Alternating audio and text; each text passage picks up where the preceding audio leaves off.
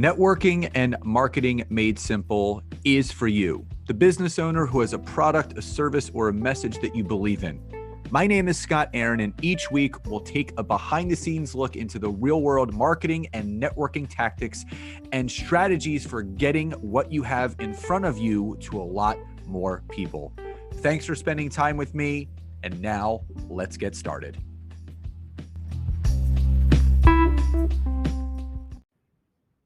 Hey everybody, and welcome to another episode of Networking and Marketing Made Simple. So excited that you're here, and so excited because 2 weeks from today, our free 5-day simple content creation workshop begins with myself and my wife, Nancy.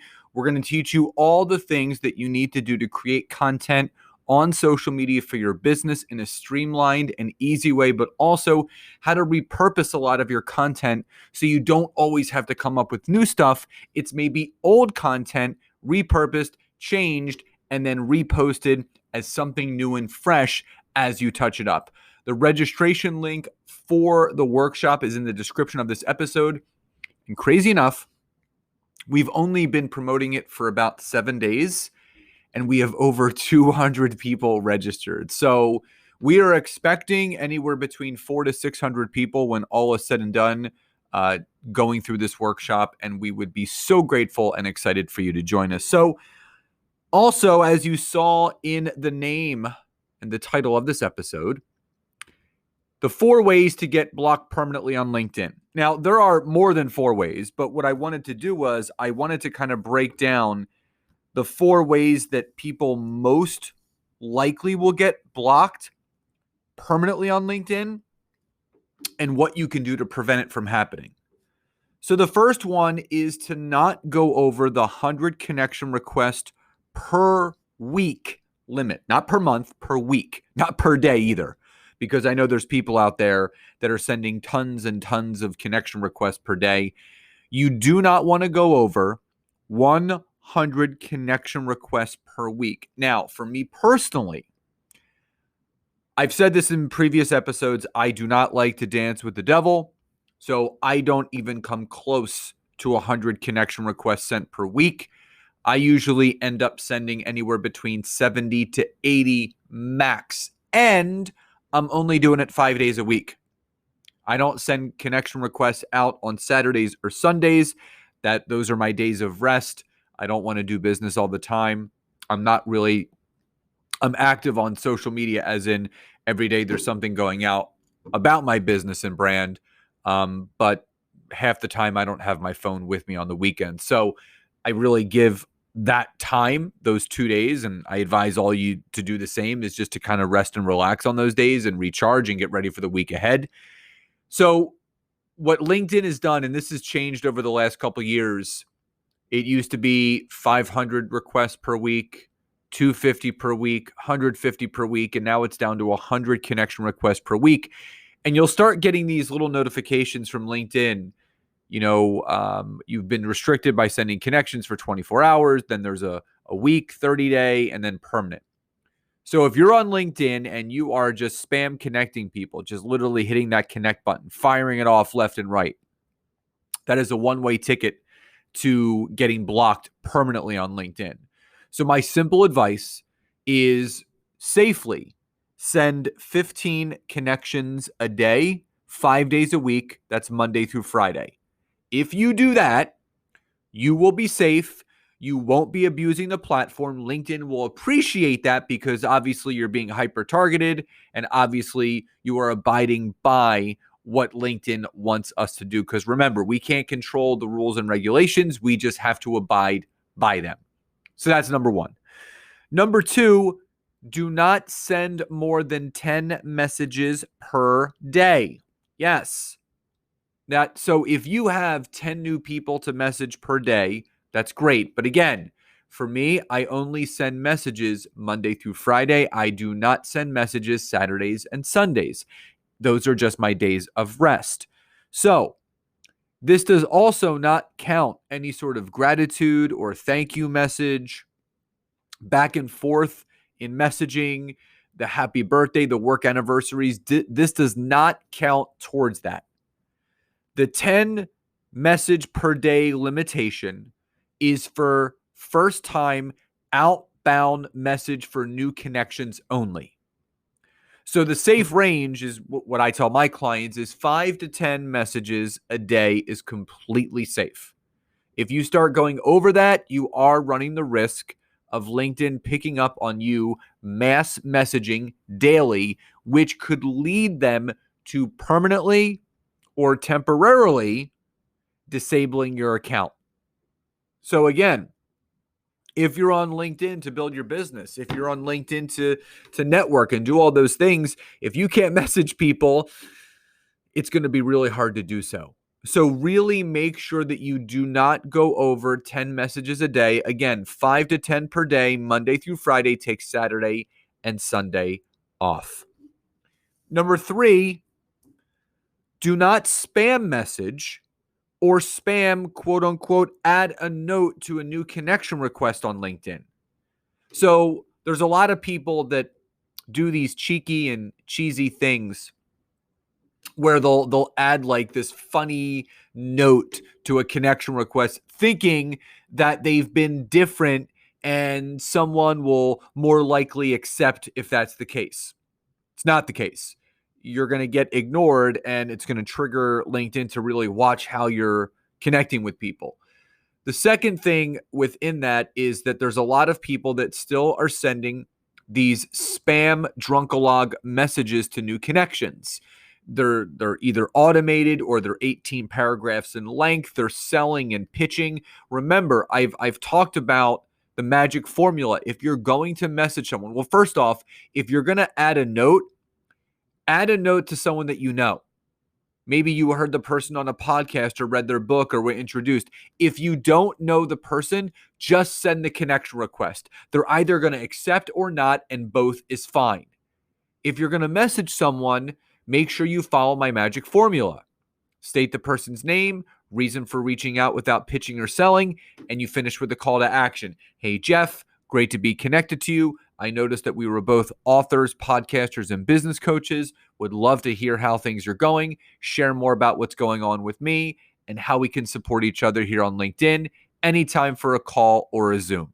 That's it. State their name, reason for reaching out without pitching or selling, and you finish with a call to action. The more that you spam add a note to new connections and the more that you spam message new connections, you are running that risk of getting temporarily and then permanently blocked on LinkedIn. Now, the fourth and final, which I think is something that people really don't pay attention to, do not violate the LinkedIn user agreement. Now, I can guarantee most of you listening to this right now have not read the user agreement on LinkedIn. When you signed up, you just clicked, yeah, I'll agree to it, and then you sign up. Many of you may be violating the LinkedIn user agreement. So I actually hyperlinked in the description of this episode the user agreement, and I really suggest all of you to read it. But I'm going to read you a couple key points in the user agreement. So in section 8.2, it's the do nots on LinkedIn. Now, number 2, it says do not develop, support, or use software, devices, scripts, robots, or any means of processes, including crawlers, browser plugins, and add-ons, or any other technology to scrape the service or otherwise copy profiles and other data from the services. And people are doing this. Now, do not create the first one. Do not create a false identity on LinkedIn, misrepresent your identity, create a member profile for anyone other than yourself, a real person, or use or attempt to use another's account. So what does that mean? Those of you out there that are actually using VAs and assistants to log in for you to do what you need to do on LinkedIn, is connecting and messaging and all that stuff, you are running the risk of having your account blocked permanently. Because what LinkedIn is doing now is they are tracking the IP address from where people are logging in from, which means when you sign up for LinkedIn, whatever location you say you live, say you're like me, Greater Philadelphia area, and you have a VA from California logging in as you, It's only a matter of time until LinkedIn figures out that someone from a different IP address that does not match the one that you signed up with is logging in, and they will block your account. So if you are trying to use LinkedIn, but you're trying to outsource it to a VA or an assistant outside of where you live, it's not worth it for you to be on LinkedIn. Just go to Facebook and Instagram. LinkedIn is meant for people to actually be on there themselves and be the producer of their own content and their activity that they're doing. It's not for taking a shortcut and hiring someone to do it for yourself. Now, there's a couple others that I want to read. There's two more in particular. Number 13 is do not use bots or other automated methods to access the services, add or download contacts, send or redirect messages. So you are not allowed to use any automated software on the platform at all whatsoever. And if you are, you're violating the user agreement. Now, a big one that a lot of people don't pay attention to is number 10. Do not state that you are affiliated with or endorsed by LinkedIn without express consent, representing yourself as an accredited LinkedIn trainer. Now, people call me a LinkedIn trainer. I'm a social media coach that focuses on LinkedIn. And if you look at my LinkedIn profile, nowhere on there does it say LinkedIn coach at all. It says business coach. That's all it says.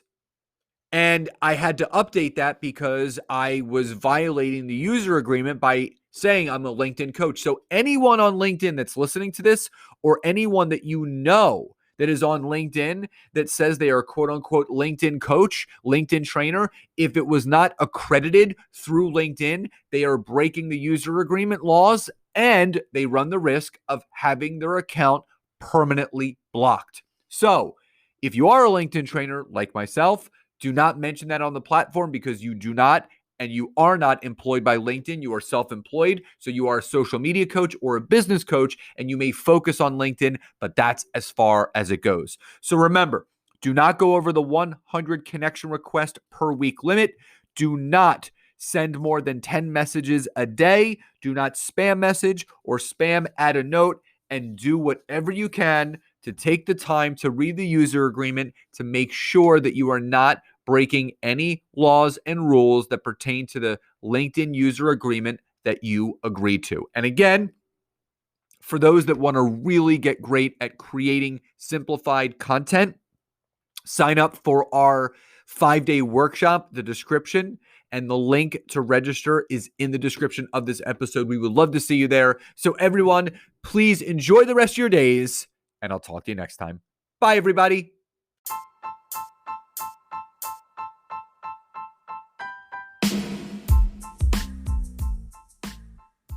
Thank you so much again for checking out today's episode. And if you are listening through iTunes, Spotify, wherever you are, please leave me a rating and review. Let me know what you loved, what you would like to see improved, or ideas you have for future episodes. And if you are interested in taking your business to the next level, don't hesitate to go to my website, www.scottaaron.net, where you can schedule a free discovery call with me, where I can learn more about you, your business, what you're struggling with, and how we can work together. And don't forget to check out my wife, Nancy, and mine, our free community on Facebook called LinkedIn Leads for Life. We would love to see you in there. Have a great rest of your day.